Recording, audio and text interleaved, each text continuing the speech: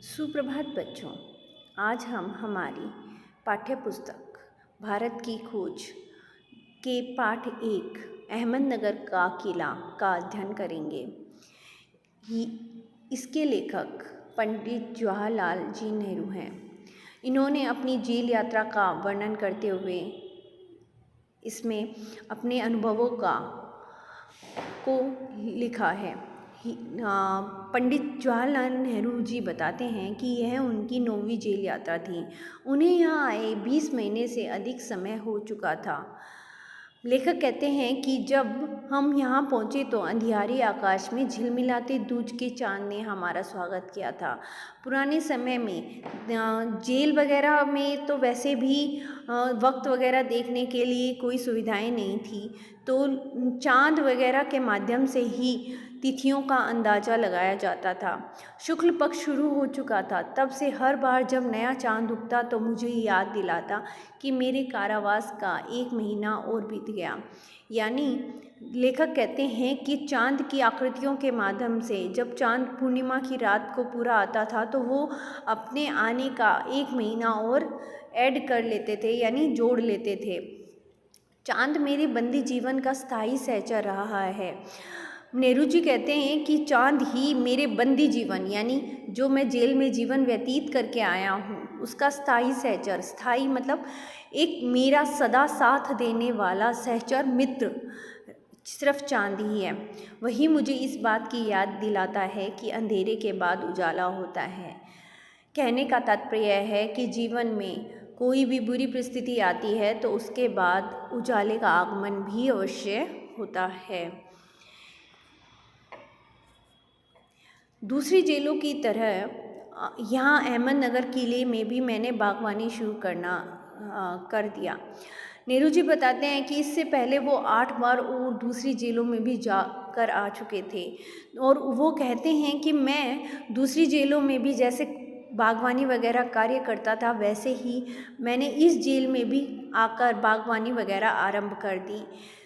नेहरू जी कहते हैं कि वह कई घंटे तपती धूप में फूलों की क्यारी बनाने में बिताते थे। मिट्टी बहुत खराब थी, पथरीली और पुराने मलबे और अवशेषों से भरी थी।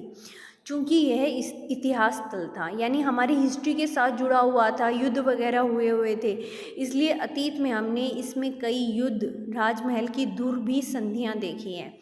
दुर्भी संधियाँ कहने का तात्पर्य है कि दुर्लभ संधियाँ, जिसमें एक देश दूसरे देश के साथ समझौता करता है या एक राज्य दूसरे राज्य के साथ समझौता करता है।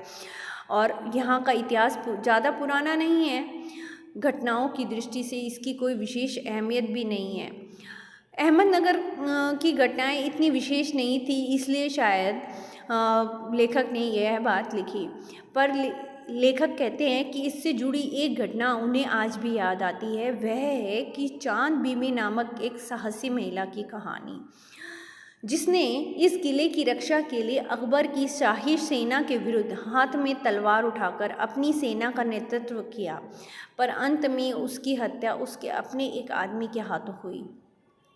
खुदाई के दौरान हमें ज़मीन की सतह के नीचे दबे हुए प्राचीन दीवारों के हिस्से और कुछ गुंबदों और इमारतों के ऊपरी हिस्से मिले। यानी लेखक अपने मित्रों के साथ जब वहाँ खुदाई कर रहे थे तो उन्हें दीवारों के कुछ हिस्से, कुछ गुंबद, कुछ इमारतों के ऊपरी स्थान भी मिले।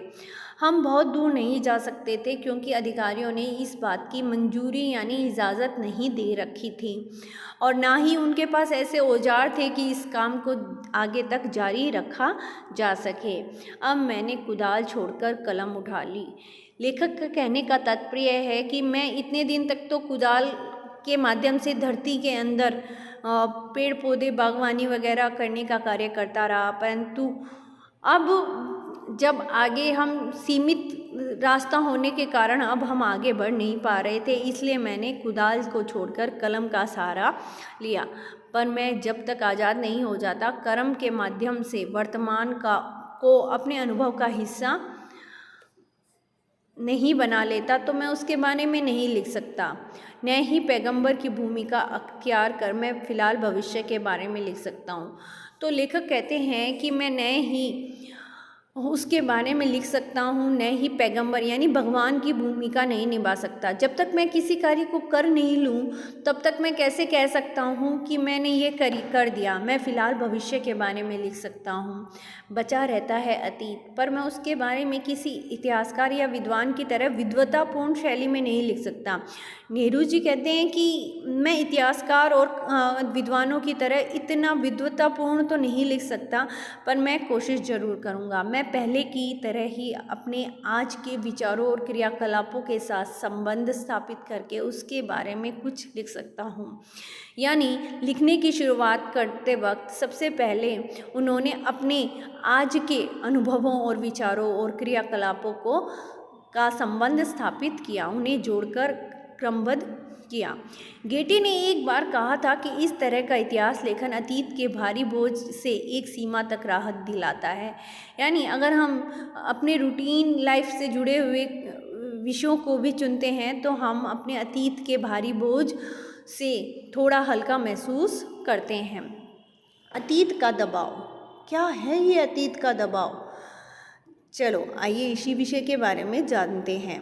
दबाव भला हो या बुरा हो, दोनों तरह अभिभूत करता है। कहने का तात्पर्य है कि दबाव कैसा भी हो, अच्छा हो या बुरा हो, हम दोनों तरह से उससे पीड़ित होते हैं। कभी कभी दबाव दम घोंटू भी होता है, यानी कभी कभी दबाव इतना प्रेशराइज हो जाते हैं, इतना प्रेशर होता है कि हमें समझ में ही नहीं आता कि वास्तविकता में क्या किया जाए। खास तौर पर उन लोगों के लिए जिनकी जड़ें पुरानी सभ्यताओं में होती हैं, मसलन भारत और चीन की सभ्यताएं। ये दमघोंटू दबाव कहने का तात्पर्य है कि जब तक हम अपने पुराने और रीति रिवाजों और पुरानी चीज़ों से निकल कर आगे नहीं आएंगे, जैसे पुरानी सभ्यताओं को मानकर चलते आ रहे हैं, समय के साथ हमें उन बदलना भी पड़ेगा। आखिर मेरी विरासत क्या है? लेखक कहते हैं कि मैंने ऐसे ही जानना शुरू किया कि मेरी विरासत क्या है, मैं किन बातों का उत्तराधिकारी हूँ, क्या उन सब का जिसे मानवता ने दसियों हजार साल के दौरान हासिल किया, उन विजयों के उल्लास का, उन पराजयों की दुखद यंत्रणा का, मानव की के हैरतअंगेज साहसिक कार्यों का, जिनकी शुरुआत युगों पहले हुई और अब भी जारी है और हमें आकर्षित करती है। मैं इन सब का वारिस हूँ, साथ ही उस सबका की भी जिसमें पूरी मानव जाति की साझेदारी है। लेखक कहते हैं कि मैं किस किस चीज़ के बारे में मैं जान सकता हूँ, क्या मैं उन विजयों का भी हिस्सा हूँ, क्या वो जो दुखद यंत्रणाएँ दी गई थी हार के बाद, क्या मैं उन सब के बारे क्या क्या हासिल किया है, कौन कौन से साहसिक कार्यों की शुरुआत युगों से पहले हुई थी जो हमें अभी भी आकर्षित है, क्या इन सब का वारिस हूँ मैं, क्या इनका सबका उत्तराधिकारी मैं हूँ, साथ ही उस सबका जिसमें पूरी मानव जाति की साझेदारी है। हम भारतवासियों की विरासत में एक खास बात है जो अनोखी नहीं है, क्योंकि कोई व्यक्ति औरों से एकदम अलग नहीं होता। अलबत्ता हम एक बात तो हम लोगों में विशेष रूप से लागू है, जो हमारे रक्त, मांस और अस्थियों में समाई है। इसी विशेषता ने हमारा वर्तमान रूप बना है, हमारा भावी रूप बनेगा।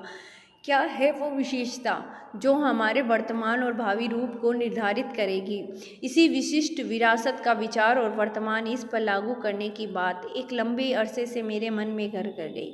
इसी विरासत के विचार और वर्तमान में इसको अपने जीवन पर लागू करने के विचार एक लंबे समय से मेरे मन में घर कर गए, यानी मुझे संबोधित कर रहे हैं कि ये हम विचार हमें अपनाने हैं। मैं इसी के बारे में लिखना चाहता हूँ, मैं इसी के बारे में बताना चाहता हूँ। विषय की कठिनाई और जटिलता मुझे भयभीत करती है कि यह विषय इतना कठिन और जटिल है, मुश्किल है कि इसके बारे में जितना जानना चाहिए वो उससे भी अधिक और अपर्याप्त लगता है। मुझे लगता है कि मैं सतही तौर पर ही स्पर्श कर सकता हूँ, यानी मैं इसको थोड़ा बहुत ही स्पर्श कर सकता हूँ। इसके साथ ही यह अध्याय समाप्त होता है। इसमें मुख्यतः लेखक हमें यही कहना चाहता है कि भारत ही हमारी मुख्य विरासत है। ये है भारत का होना और भारत के प्रति, देश के प्रति हमारी जो श्रद्धा है या राष्ट्र के प्रति जो हमारे भाव हैं, वही हमारी मुख्य विरासत है। धन्यवाद।